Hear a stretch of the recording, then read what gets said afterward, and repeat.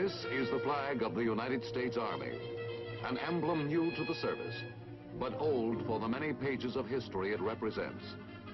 From its standard fly the streamers recalling many of the nation's gravest hours, times of suffering and triumph, of sacrifice and valor. Woven in the texture of this flag is the battle history of the Army. It is testament and monument to the courageous spirit of America.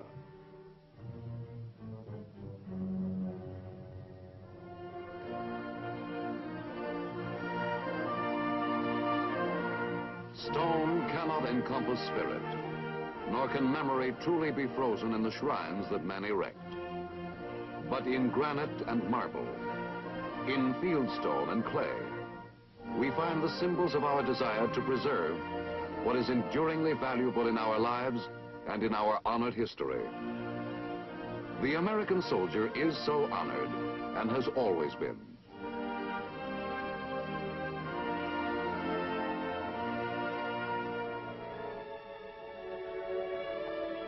Right, shoulder.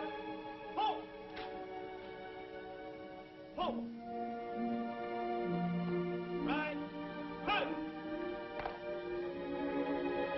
In this tomb of the unknown, on a green slope in Arlington Cemetery, the bodies of 3 heroes lie buried. The unknown soldier of World War I and the recently interred unidentified heroes of World War II and Korea. Symbols of all heroes who fell in the wars of the nation's maturity. In village squares and public grounds, their memory and the memory of all their brothers in arms before them are enshrined in a chain of tribute that reaches back across the developing story of the nation itself. Its recognition of its manifest destiny to be strong enough to support freedom beyond its own shores. The wild opening of its western territories. The tragic strife of the Civil War, which tested its ability to stand as a union. The painful years of its early growth, back to the beginning, to the men who began building that history, the nation's history, and with it the history of the Army, which has fought to preserve the nation's integrity and indeed its very life.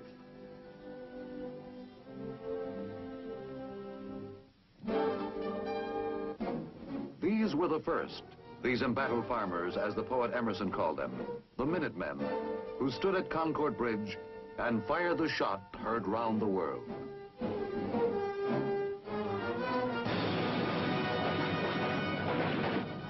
Here, in a fury of rebellion, the American Army was born, brought to life by angry militiamen who turned back a British raid on the supply stores in Massachusetts colony and drove the red-coated troops of the King in a rout back to Boston.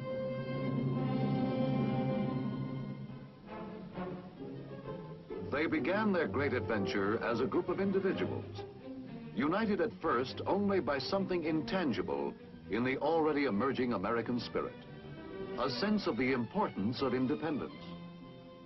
They came down from their farms and out of their shops to take up arms with the idea only of standing up for their rights against a domination which had become more oppressive with the years. Fate gave them a leader, and under him they built a unity in arms, a fighting force in which they could wage their growing rebellion with a hope of victory. The Continental Congress gave their struggle a direction that was breathtaking in its audacity and sweeping in its vision of man's rights. And now the soldier of the Revolution was fighting for more than a vaguely felt idea. He was fighting for the creation of a new and free nation, under handicaps only dimly understood by the 20th century American mind.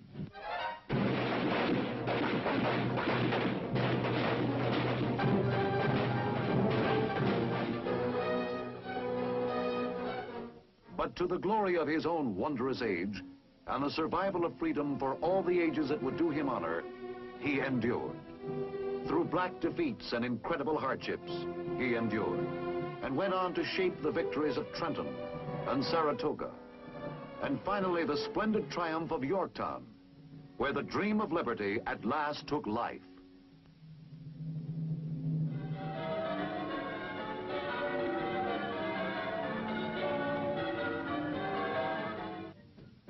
Because of his own beliefs, simple and clean in the rightness of his cause, the American Army held together in its infancy. And for the first time in the history of the New World, the quality of patriotism became part of a soldier's creed. The young nation which the soldier had won with his blood flourished.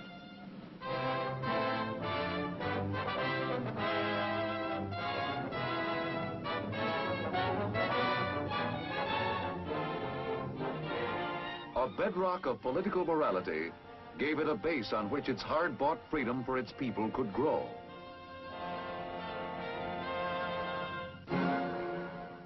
The acquisition of vast new lands gave it the opportunity to expand physically. But before the country was 30 years old, war came again.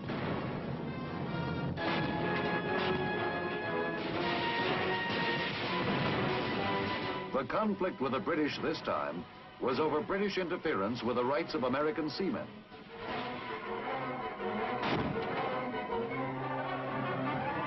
The Army's most illustrious victory was won at New Orleans, when it drove the invading British back into the sea.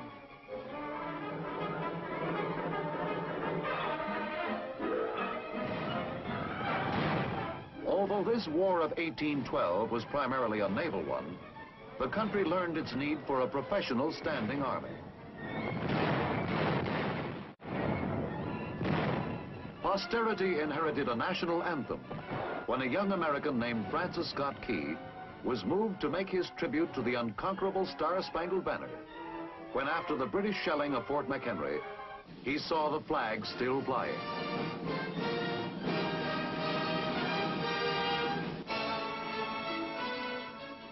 The Lone Star State of Texas prepared the preface to the next chapter in America's history.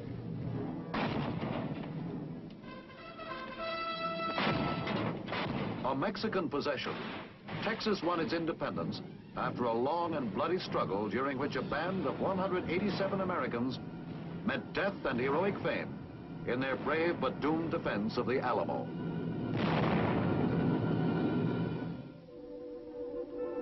When Texas became a part of the United States after its independence, trouble between the United States and Mexico began to broil and finally erupted into war.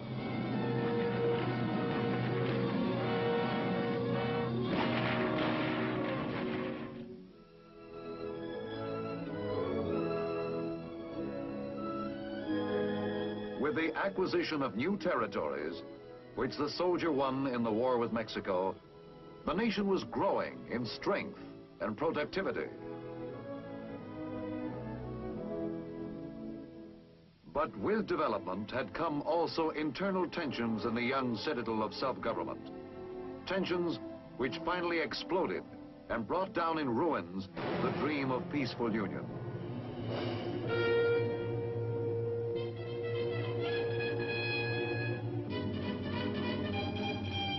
The most tragic of all wars, that of brother against brother, was forced upon the nation. The Confederate soldier had behind him the unified effort of a culture that was actually a way of life. He had as well a superb military organization backing him. But more than these, he had the hot and defiant pride of the rebel, with the rebel's formidable confidence that his will shall prevail. A Confederate poet wrote, "The world shall behold in many a distant port another flag unfurled." And from the rapidity with which the Southerner began chalking up victories, it looked as if it might happen.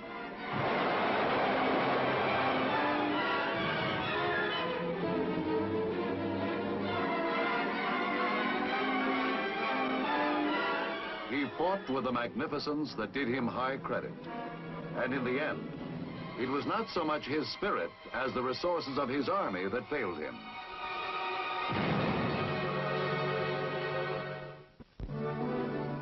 In performance, the Union Army suffered at first from an overconfidence and a lack of unity. But in the crucible of combat, these were corrected.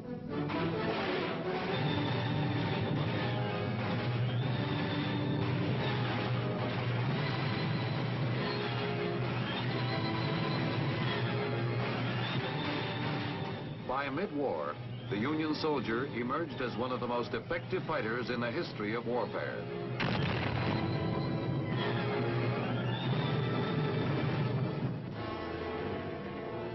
The Civil War has many distinctions in the annals of arms.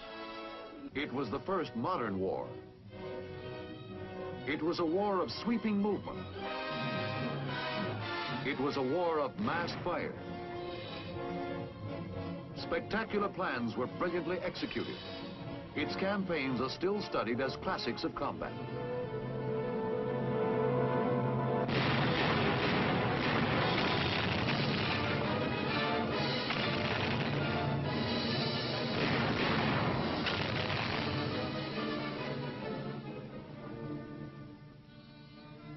But more than these, no war that America ever fought cut so deeply into the nation's heart.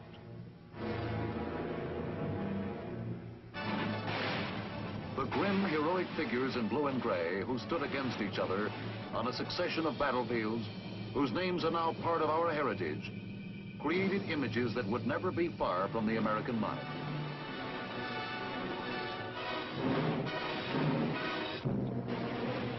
Their shadows, locked in mortal combat on the dusty fields of a century ago, are the sentinels of a nation's conscience, telling over and over for every succeeding age how dearly bought is the unity which makes this nation one and indivisible.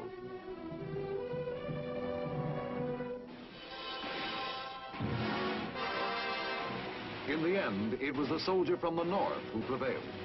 His industrial power was superior, his supply of manpower wider, and in the perspective of history, his heroic sacrifice gave us the Union forever.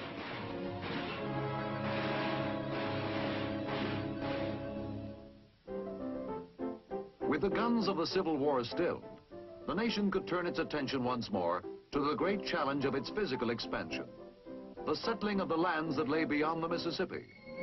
Pioneer America was on the move.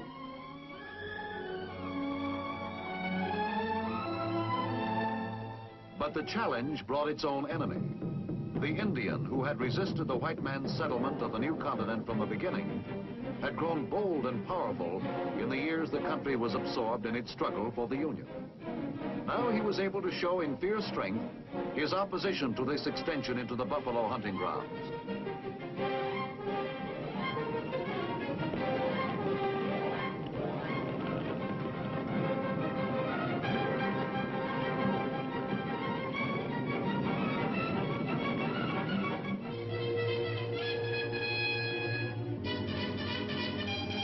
To the soldier fell the harsh task of bringing safety to the Great West. 300,000 Indians roamed the plains. The army at its peak numbered scarcely more than 2,500. From the Rio Grande to Canada, from the Mississippi to the Pacific, the soldier was the arm of the national authority.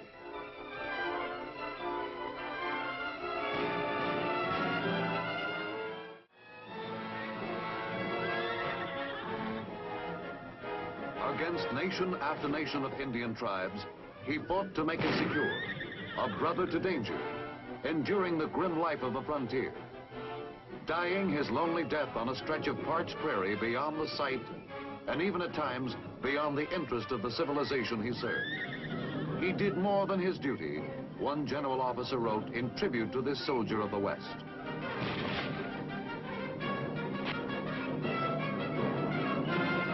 He did more than his duty, and in the doing he wrote a page of glory which will be read and thrilled to so long as men prize courage. Finally, at the end of the flaming 19th century, the West was secure.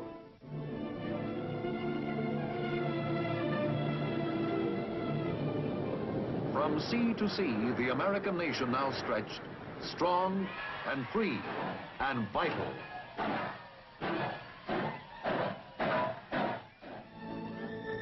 The land yielded steadily to the peaceful tools of production. But fires were burning beyond the national borders, which would sear into history's new page the next mission for the U.S. soldier. That mission took him away from his own land in the summer of 1898, across the water to Cuba, which was fighting for its independence from Spanish domination.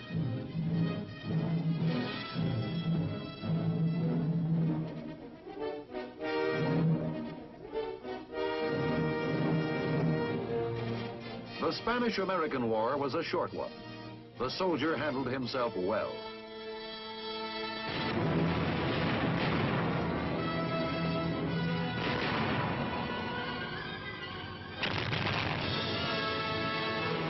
The world remembers the soldier of that war chiefly for his most significant and decisive battle, his dashing charge up San Juan Hill and nearby El Caney on the approach to Santiago on the first day of July.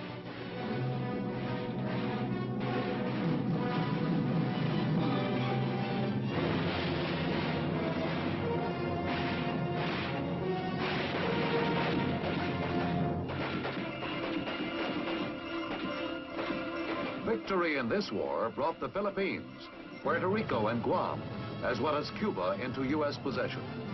And the United States would forever after be involved in the affairs of the world at large.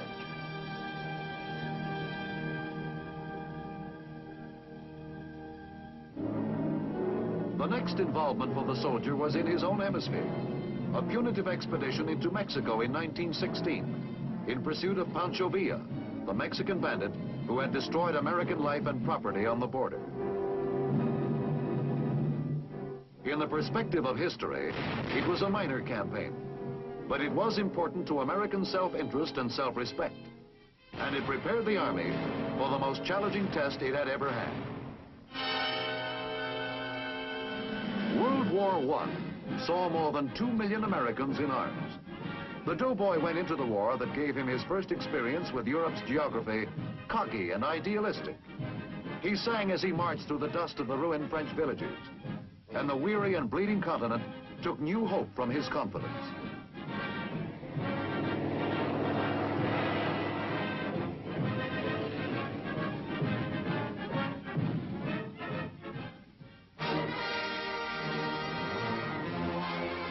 Battle dimmed his exuberance, for men mature quickly under fire.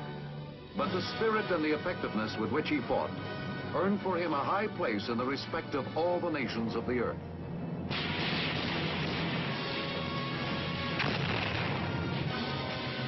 A British poet wrote in his tribute, "You traveled across a watching world to show how heroes die."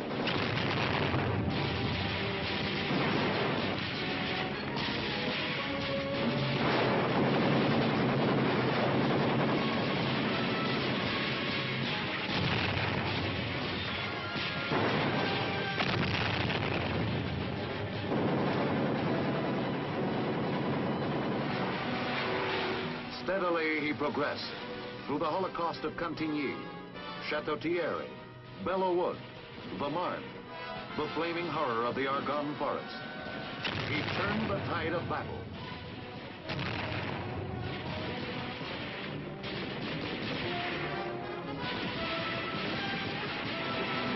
And the Great War came to an end.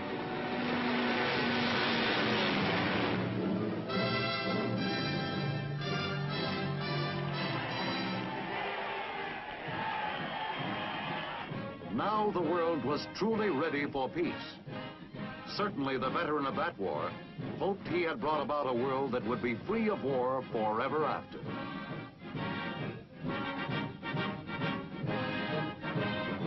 The hope for peace, however, was soon to be doomed by events taking place in other parts of the world.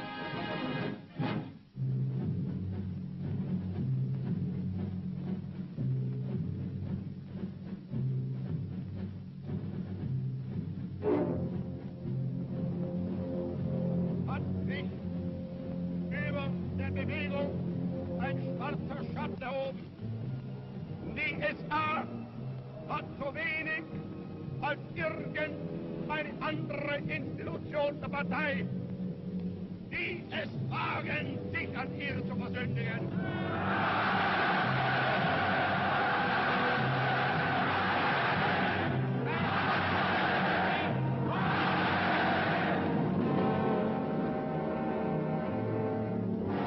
With Nazi Germany's march on Poland in 1939, the threat of conflict burst into shattering reality. war of a dimension the world had never seen was introduced. Before it was ever involved, America began preparing its men. The long conversion from citizen to serviceman began. Sometimes it seemed like a hopeless task. But almost before they knew it, America's sons were soldiers. Their training for war, however, began under conditions something less than realistic. It was still possible to believe that America could remain untouched, and war still seemed remote.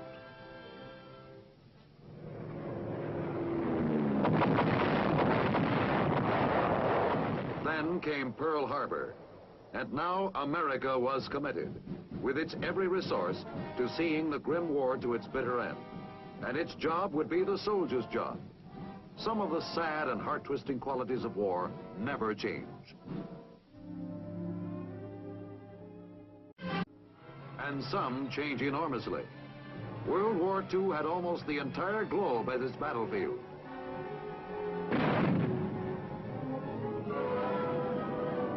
It brought new dimensions to the experience of combat.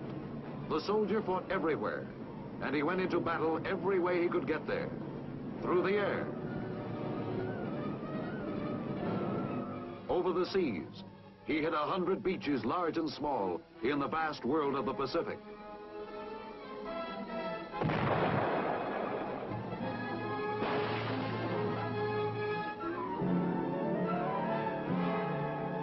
He fought his way through jungle hells whose names the world had never heard before.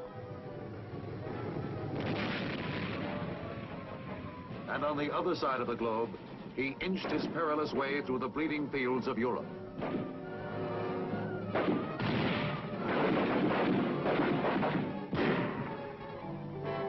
He fought in villages where his fathers had fought before him, in towns grown old in peace, in cities which for centuries had stored the flower of man's Western culture.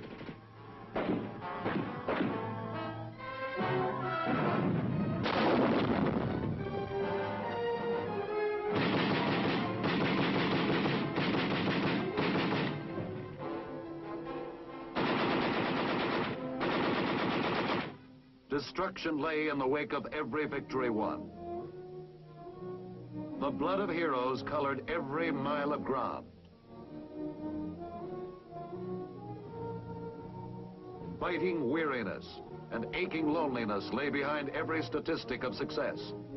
But through city after city, the victorious soldier pushed on, and the jubilation of the people was his reward.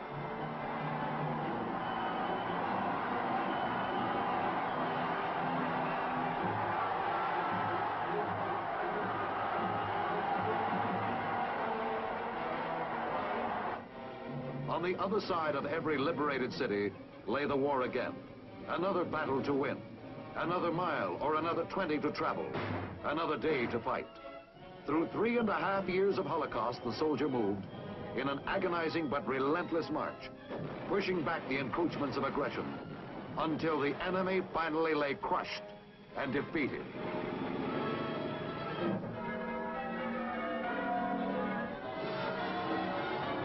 How jubilant was the taste of victory. How sweet the rewards of peace.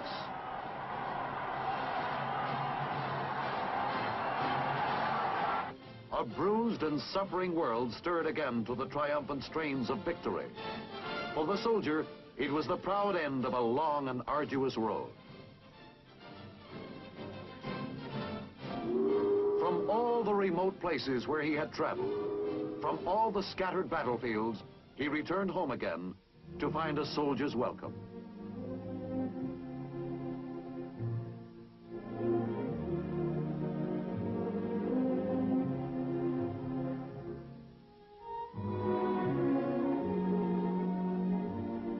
He returned to the life he had left as citizen soldiers for generations before him had done. And because the world he had preserved seemed at last so ready for peace, he turned his pursuits to peaceful things. But despite man's bright hope, aggression had not yet been eliminated from the world. The fragile peace was suddenly shattered. The communist-led North Korean army plunged across the line which separated it from free South Korea.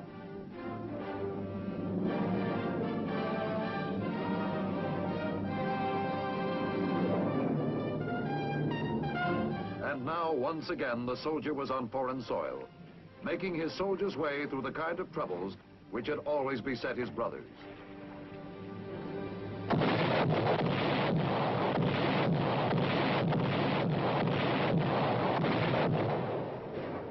Fighting the soldier's fight, the kind of fight on which victory in every war behind him had depended.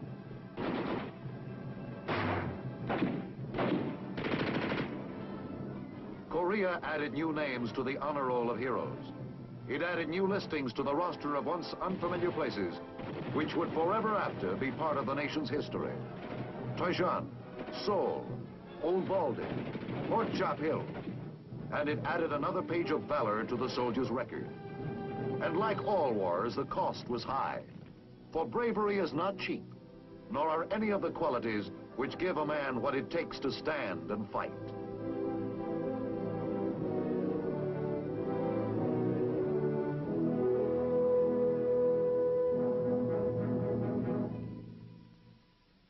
What are the beliefs for which men will fight? They range from faith in a nation which strives under God to achieve its destiny, from a capacity for honor that springs perhaps from something fundamental in man's spirit, from these all across the broad range of human experience. Through 8 generations and a dozen wars, the individual American within reach of the enemy's cannon has searched for his personal identity with the massive forces of history which have made him and his rifle the agents of the national interest. And because he has in his own way, in his own time, found his answer, his nation has found in every succeeding test a victor's strength and a shield for peace in the modern army of today. He has fought well, this soldier of America's heritage. He won a nation, built it, and defended it against every threat to destroy it. And his most enduring monument is that nation itself.